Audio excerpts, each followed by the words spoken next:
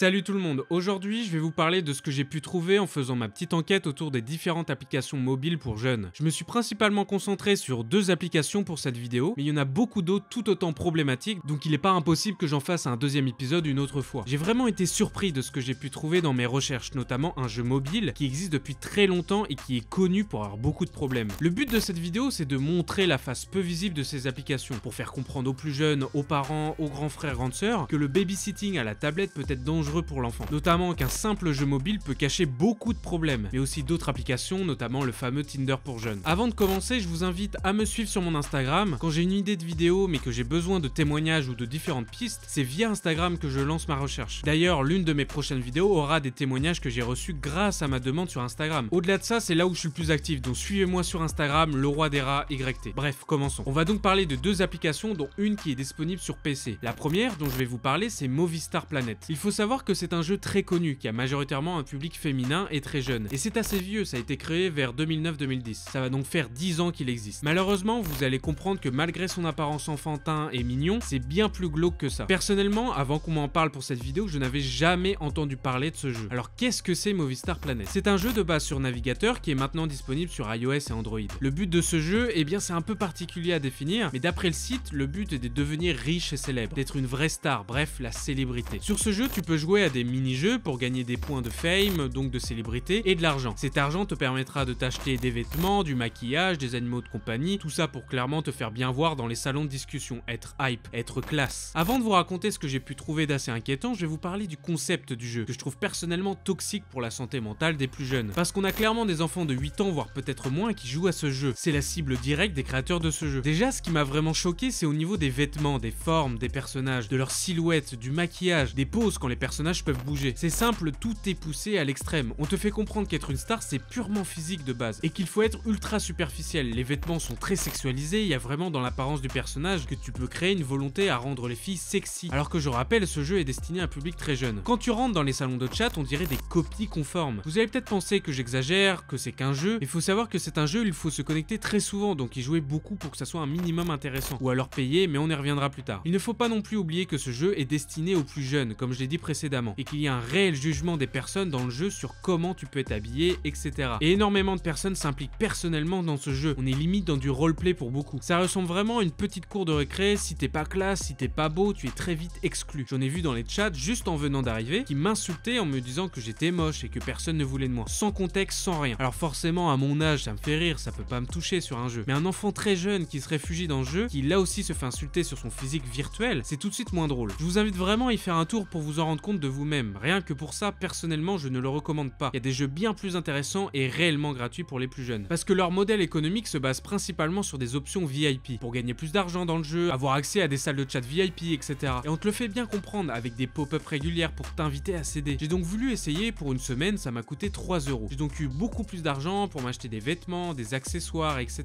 Mais ce qui m'a vraiment surpris, et je m'y attendais pas trop, c'est le nombre de demandes d'amis et de messages que j'ai reçus comparé à avant quand je n'avais pas l'option VIP. On te parle bien plus, tu deviens tout de suite moins invisible, et surtout on essaye de profiter de toi. On demande des cadeaux, etc. C'est vraiment ultra malsain comme ambiance. Comme à l'école quand on venait te parler exclusivement parce que t'avais des bonbons. Mais maintenant, on va s'intéresser au côté plus sombre de Movistar Planet. Déjà, ce qui m'a le plus choqué, c'est les messages que j'ai pu recevoir venant de garçons sur le jeu. On me demande dès le début, dans les premiers messages, et à chaque fois, de passer sur Snap. On me demande si je suis chaude, bref, ce genre de message très bizarre. On n'est pas sur un salon de chat pour se faire des amis comme on pourrait le croire, mais sur un chat de rencontres et de demandes de photos dénudées. Pour en avoir accepté plusieurs sur Snap avec un faux compte, je recevais à chaque fois et très rapidement des photos d'eux dénudés. Et la totalité de ces personnes étaient majeures et je leur avais bien précisé que j'avais 13 ou 12 ans. Ils étaient totalement conscients de cette différence d'âge, voulant notamment me persuader de rentrer dans leur jeu. On a clairement affaire à des prédateurs qui chassent sur un jeu qui est connu pour avoir une forte concentration de jeunes filles. Surtout que je ne vois pas ce qu'un adulte pourrait apprécier dans un jeu comme ça, hormis cette communauté principalement jeune et féminine. Je vais vous montrer un exemple concret et très simple. Je me suis connecté dans un salon pour discuter, je n'ai rien dit, rien fait, et j'ai reçu une demande d'amis d'un garçon provenant du salon. Je l'ai accepté, il lance la conversation en me disant qu'il a 12 ans et me demande mon Snap immédiatement. Il m'ajoute sur Snap et me demande si je veux faire des nudes. J'accepte, me doutant que ce n'est pas un garçon de 12 ans, vu qu'on est un lundi après-midi hors vacances scolaires. Et je reçois donc sa photo dénudée et je peux vous assurer qu'il a tout sauf 12 ans. Essayant de le pousser à bout et à dire la vérité, il m'envoie ce genre de Snap pour soi-disant me montrer à quoi il ressemble. En 5 minutes sans absolument rien chercher, j'ai reçu une photo d'un homme dénudé. Ce qui est vraiment perturbant, c'est que c'est connu cette histoire de communauté très perverse sur ce jeu. Il y a notamment plusieurs articles sur des pédophiles différents qui se servaient de ce jeu comme terrain de chasse, qui d'ailleurs ont été condamnés, comme cet homme de 68 ans qui chassait des jeunes filles sur Movistar Planet pour ensuite les amener sur Skype, les manipuler et les amener à se dévêtir en appel vidéo. Dans son témoignage, il a déclaré qu'il s'était inscrit sur Movistar Planet en 2010, suite à quelqu'un qui lui avait conseillé ce site. Donc depuis 2010, c'est connu, et ça même au sein des prédateurs, que Movistar Planet est un endroit où ils peuvent chasser. En cherchant sur YouTube, je me suis rendu compte qu'il y avait une grosse communauté francophone autour de ce jeu, et qu'il y avait beaucoup de vidéos autour de tout ça. Des jeunes filles notamment essayant de faire de la prévention sur les pervers qu'il peut avoir sur ce jeu. On est arrivé à un point où c'est les enfants entre eux qui se protègent des dangers. D'ailleurs, quand on regarde les avis sur l'Apple Store, on peut voir des commentaires de personnes se plaignant de cette communauté perverse très présente, ce qui montre une nouvelle fois que ce n'est pas des exceptions. Alors oui, il y a des sécurités mises en place, notamment sur une sorte de validation parentale quand tu rentres un âge assez bas. Ils demandent de rentrer l'email de tes parents pour qu'ils valident ton compte. Enfin bon, les enfants ne sont pas bêtes, ils ont juste à mettre un mail à eux pour contourner cette entre guillemets sécurité. Pour résumer, faites attention aux plus jeunes s'ils jouent à ce jeu. On ne sait jamais qui se cache derrière ces comptes. C'est flippant de voir à quel point ce jeu est connu pour ça. La première fois que j'en ai entendu parler, c'est une abonnée en convention qui m'a parlé de ce jeu, qu'elle avait vu des messages bizarres sur le compte de sa sœur. Et j'ai notamment reçu plusieurs mails autour de tout ça. Ce n'est pas quelques cas par-ci par-là. C'est un vrai problème comme vous pouvez le voir sur ces différents screens. On y retrouve le même genre de conversation qu'auparavant, toujours autour d'une proposition sexuelle. Maintenant, on va passer à une application qui a absolument rien à voir dans ce concept avec Movistar Planet. Est-ce que vous connaissez Yubo? C'est une application qui a de plus en plus de succès, et pour vous résumer en quoi ça consiste, c'est un Tinder pour jeunes, même si c'est vendu comme une application de rencontre amicale. Alors pour ceux qui ne connaissent pas Tinder, c'est une application de rencontre, et qui a surtout une réputation d'endroit où l'on recherche plutôt des relations éphémères. Je précise que c'est en tant que réputation, ce n'est pas forcément une réalité. Je suis sur Yubo depuis très longtemps, j'avais même téléchargé l'application quand elle s'appelait Yellow auparavant, mais ça va faire 1 ou 2 mois que je suis réellement dessus. J'ai vu des articles passer qui sont intéressants au niveau de cette face cachée de Yubo. J'ai essayé d'aller un peu plus loin parce que je sentais quelque chose de bien plus gros et grave, surtout vu son grand succès avec plus de 20 millions d'utilisateurs. Les créateurs de l'application vantent surtout sa grande sécurité, que les parents ne doivent pas avoir peur. Sur le papier, c'est plutôt rassurant, et vous allez voir que c'est tout sauf mon ressenti après des semaines sur l'application. Le principe de l'application est assez simple. Tu as un onglet live, mais on y reviendra plus tard sur ce dernier parce qu'il y a beaucoup de choses à dire. Tu as un onglet où tu peux like ou refuser des personnes avec qui parler, et s'il y a un like commun, vous pouvez commencer à parler, comme sur Tinder, puis l'onglet message pour discuter avec vos matchs. Déjà, ce n'est pas un Tinder pour jeunes que dans l'idée, mais même dans la charte graphique. Là, je vous montre des exemples en images, ce sont quasiment les mêmes, ce qui montre bien la volonté de l'application de s'inspirer fortement de la charte graphique de Tinder, une application de rencontre mais pour adultes. Alors qu'est-ce qui est dérangeant dans cette application? Déjà, personnellement, le concept d'un Tinder pour ados de 13 à 20 ans, je trouve ça vraiment triste, voire malsain. Pour le coup, c'est plus mon avis, mais déjà que Tinder pour les adultes, c'est plus ou moins discutable d'un point de vue sociétal, puisque ça peut engendrer comme dérive, notamment le fait de casser le relationnel et la spontanéité des relations en ne se basant qu'uniquement sur le physique. Mais en soi, les gens sont conscients de ça en utilisant l'application, ils sont adultes, ça les regarde, il n'y a pas de réel jugement à avoir. Mais là, on parle de collégiens, lycéens qui là aussi se basent sur le physique pour discuter entre guillemets avec une personne. Je trouve ça vraiment grave vu le succès de cette application. Surtout que vous allez le voir, discuter est un grand mot. Certains copient le genre de Tinder en ne recherchant que quelque chose de sexuel sur Yubo, et notamment le Graal pour beaucoup de garçons sur l'application, des nudes. Certains doivent penser que j'exagère et je les comprends. J'ai forcément un avis biaisé vu tout ce que j'ai pu voir, mais je vais essayer de vous faire comprendre les dérives que ça peut engendrer. J'ai donc, comme sur Movistar Planet, créé un faux compte d'une ado de 13 ans très banal. Et premièrement, ce qui m'a surpris, c'est le nombre de messages que l'on peut recevoir. C'est simple, le premier jour, j'avais déjà des centaines de messages. Et quasiment pas un seul message d'une fille. Pratiquement 100% des messages que j'ai reçus proviennent de garçons. Ce qui montre bien le côté rencontre pas du tout amical. Ensuite, très rapidement, en discutant avec eux, tu te rends compte que leur but n'est pas d'apprendre à te connaître. Discuter comme une simple relation, mais simplement et uniquement quelque chose autour du sexe. Sur les dizaines et les dizaines de discussions que j'ai eues, je vous assure ne pas avoir eu une seule fois une discussion très simple et sans ambiguïté installée par le garçon après quelques messages échangés. À chaque fois, ils font en sorte d'amener la discussion vers quelque chose de plus ou moins sexuel. Certains ne se cassent même pas la tête à y aller progressivement. J'ai même reçu ce genre de messages très explicites de jeunes de 17-18 ans. Sinon, en général, la conversation démarre d'une façon assez classique, en demandant si ça va, où j'habite, mon âge, etc. Mais après cette petite introduction, on commence à me demander ce que je fais, et quand je lui réponds, il dit qu'il est dans son bain, dans son lit, puis en général, c'est là qu'il commence à dévier la conversation pour l'amener dans un jeu sexuel. Puis par la suite, on me demande mon stab pour poursuivre la conversation là-bas, ce qui est étonnant vu qu'on peut très bien discuter directement sur l'application. Quand le sujet de la conversation est amené au fameux « qu'est-ce que tu recherches ici ?», en général, ils disent vouloir s'amuser, à comprendre qu'ils souhaitent quelque chose de purement sexuel. Je sais pas si vous comprenez le problème de tout ça. On est sur une application de rencontre pour jeunes, de 13 ans à plus de 20 ans, et je retrouve une ambiance purement sexuelle sur cette application, où la jeune fille est un objet précieux, où les nudes sont recherchés et convoités comme un trésor. Ils sacralisent tout ça, ça devient un trophée que l'on souhaite posséder, quitte à faire des choses immorales. Dans mes ajouts de Snap venant de Yubo, j'ai notamment eu des personnes qui mentaient sur leur âge, en insistant pour avoir des photos nues, en prétextant que pour lui c'était purement de l'art pour essayer de me persuader de façon subtile à envoyer des photos nues. Certains comme premier message m'envoyaient leurs boxers, leurs pantalons, voire leur partie génitale. J'ai aussi une conversation vraiment très bizarre avec une jeune fille de 15 ans, et vous allez voir plus tard qu'elle n'a pas vraiment 15 ans, et encore moins des attributs féminins. Cette personne m'aborde de façon classique en me demandant mon âge, et si je suis en couple. Je l'ai trouvé vraiment louche dès le début, notamment avec ses photos qui ne ressemblent pas du tout à une jeune fille de 14 ans. Et de toute façon, après cette courte expérience sur Yubo, je trouve ça très louche qu'une fille vienne me parler. Par la suite, elle me dit qu'il y a des gars lourds qui lui parlent et qu'ils sont majoritairement majeurs. Et contrebalance en disant qu'ils sont quand même beaux les gars majeurs, en me demandant ce que j'en pense. J'essaie de rentrer dans son jeu en faisant la jeune fille timide et pas trop sûre. Elle me demande l'âge maximum pour moi, je lui dis 20, curieux de ce qu'elle pourrait dire, puis m'invite à réfléchir sur les personnes de 30 ans en disant qu'ils sont matures et expérimentés. Puis re-enchérit en parlant d'hommes de 45 ans, en disant que c'est super mignon un homme de cet âge, que c'est une pépite un homme de 45 ans. Et je cite, attends, ça fera un écart de 32 ans, c'est juste le kiff. Ensuite, la personne m'invite à chercher des hommes de ces âges-là. Vous commencez sûrement à comprendre ce qu'il se trame derrière. Au final, en m'invitant sur Snap, ce n'était pas une jeune fille de 14 ans, mais un homme âgé qui m'a envoyé ses parties génitales en ayant essayé de me manipuler avant pour me rentrer en tête qu'un homme âgé c'est génial. J'étais vraiment choqué de voir ça. C'est la première fois que je tombe sur une personne autant organisée dans sa manipulation. Mais vous allez voir que c'est pas des choses exceptionnelles sur Yubo. Je vous avais parlé de la fonctionnalité live qu'on pouvait retrouver sur l'application. Le principe est assez simple. Une personne lance un live, il est répertorié dans la liste des lives, les utilisateurs peuvent le rejoindre et même être invités par le créateur du live pour participer en vocal ou en vidéo. Il peut y avoir beaucoup de participants à la fois, mais j'ai retrouvé plusieurs fois des lives très particuliers. J'ai vu notamment des jeunes filles qui avaient beaucoup bu, des demandes de nude, et je suis aussi tombé sur un live d'une fille qui m'a pour le coup plutôt surpris et choqué. La jeune fille qui avait créé le live avait sûrement rajouté une personne qui avait demandé, et elle s'est rendu compte qu'il se masturbait en même temps en montrant notamment ce qu'il était en train de faire de manière très explicite. C'est à la fois très choquant mais peu étonnant quand on sait ce qui peut se passer sur les plateformes de live, comme Periscope par exemple. Après une demande de témoignage que j'ai pu faire, une jeune fille de 15 ans m'a envoyé une vidéo qu'elle a enregistrée pendant un de ses lives. Je peux me prendre.